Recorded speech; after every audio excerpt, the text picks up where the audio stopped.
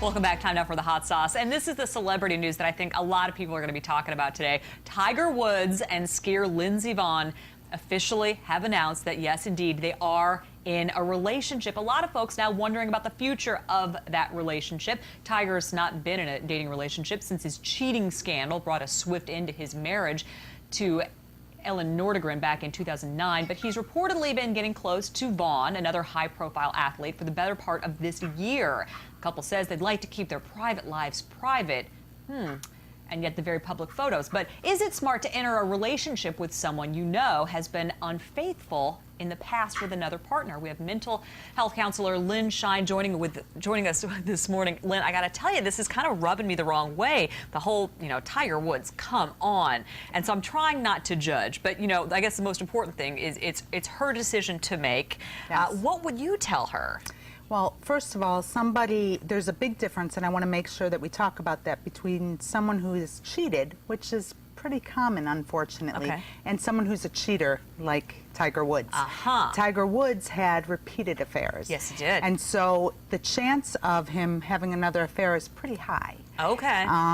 Someone who has cheated and feels remorseful and knows what they've done and has a genuine empathy for somebody. Okay, well, we can look past that. You can make a mistake and move on, but if you're a repeat offender, that may be a clue that there's something else going on. The chance of repeating is much, much higher.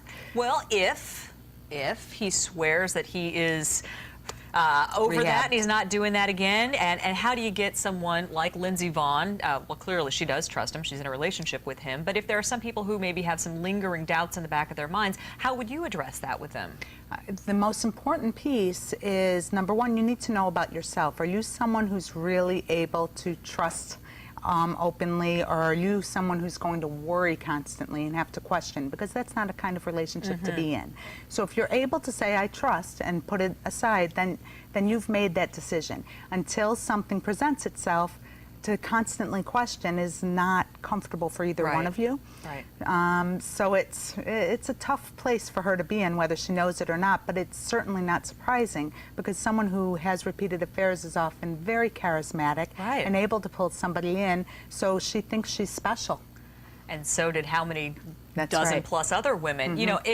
Let's move on from Lindsey for a second and back on to Tiger. If someone like Tiger with a history of cheating like that really says, I want to stop doing this, it's an illness, it's a sickness, whatever you want to call it, how would a person like that go about getting better or not making those mistakes again? Well, I see it very much. They called it an addiction. Right. So we can either look at it that way and look at it as you can't put yourself into situations. If you're an alcoholic, you don't sit at the bar and say, I'm not drinking anymore, because it's Russian roulette and you will end up drinking. So that's the same thing with sexual addictions. If you put yourself in situations like going out, if you're in a committed relationship and then you say, I can be friends with someone of the opposite sex, no, you can't. No, you can't. So you need to stay away from the bar, so to speak. Stay out of that, as well as a whole lot of counseling.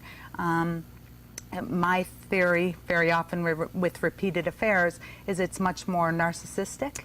So it's a lot of... For Tiger, it's about Tiger. Mental health, that's exactly right. He's taking care of himself.